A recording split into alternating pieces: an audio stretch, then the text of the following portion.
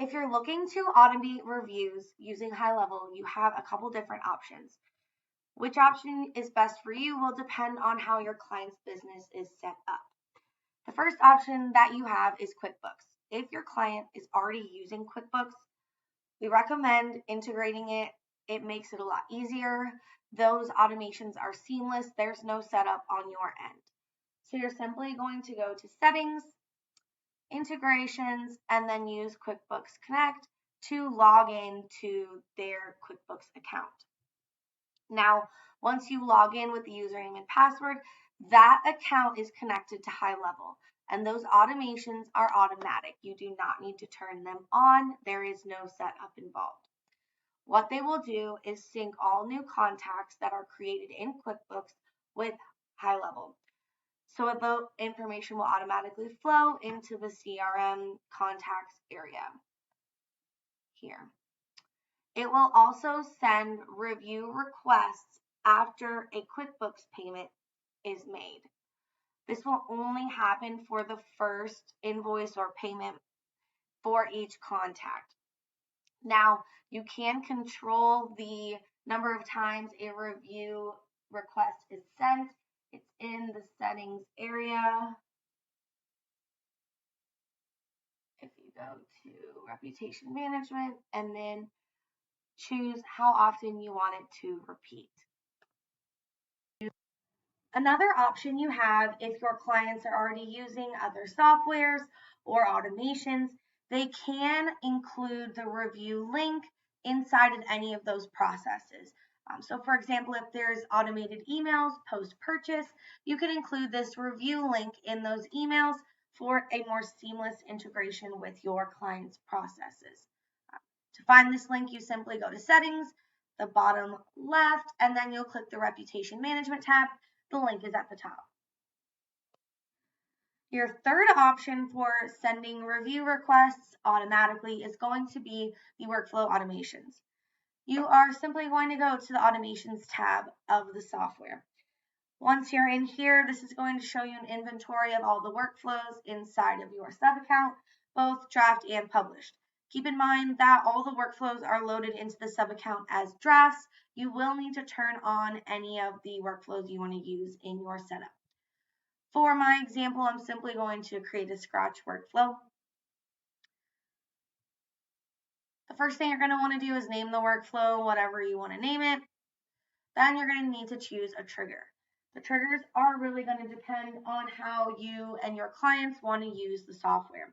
There are a variety of triggers you can use depending on what type of business you have, as well as the way that you process payments and post-purchase. So some of the big triggers are going to be when an invoice is paid. You will have to be using the invoicing software inside of GoHighLevel. It's a great option if you don't have invoicing software. It's pretty easy to set up and just connects to your Stripe account. You can also use Shopify when an order is fulfilled. You would have to have Shopify integrated with GoHighLevel. Another big one is going to be when a tag is added. That's a very common one that we see because it's very versatile. You'll simply need to click that you're adding a tag. It could be invoice paid, and then save that trigger. You can also use other triggers like when the opportunity status changes. You will need to watch some of those training videos to understand exactly what the capabilities of the software are and how it integrates with your client's processes already in place. Then once you've got that trigger figured out, you're going to need to send the review request. You just simply choose which type you want to send, SMS or email, and then save that action. If you want to send a secondary review request, you can add a wait in there. So if you want to wait 3 days, you can do that. You can also, if you're sending an email, wait until they've opened the email. SMS, there's really not a way to do that, but email you can, and then just send another review request. Now, once you have completed the review automation, you may want to remove the tag.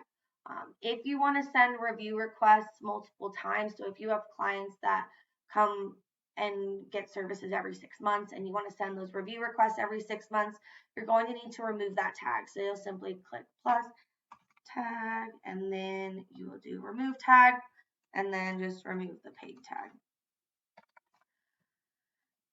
Be sure to save at the bottom right and then also top right. You'll have to save it twice, and then once you're ready to turn it on, just simply click publish. Now, if you don't want to use the tags, you do have a lot of other options with the triggers. Another popular one is if a custom field changes. Now, you can add custom fields for anything you'd like. You just need to go to the settings area, and then you can set up the custom fields from there. There's an entire video about custom fields, so if you need more information on that, you can watch that video separately. But I do want to show you how to find it in the automations. So to find the custom field changed, you'll simply search contact changed. When you click the add filters button, it will then pull up all the custom fields that are in this sub account. You will probably need to add custom fields depending on how your client's business is set up and what kind of data they want to track. A good example would be a service-based business. A custom field that would be really valuable would be last service date.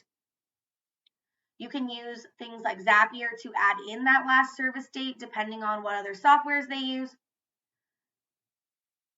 Now, once you select the filter that you're going to use, you're going to have two options for the operator. Has changed to is going to require you to add a specific value, whether that's a word or a date, a number, a monetary value. It has to match that specific value you input in order to trigger the workflow. There are very specific use cases for has changed to. In a lot of the use cases I implement, has changed is the better option. Whenever the service date would be updated in that field, it would trigger this has changed trigger. Has changed means it can be anything as long as it's new data. Whenever you configure that filter, you're then just going to make sure you save it twice. Now, these are just some very common workflow automations and triggers that you can use. There are more videos in the video library going through workflows specifically and different use cases for different types of clients. If you have any other questions, we're always here to help.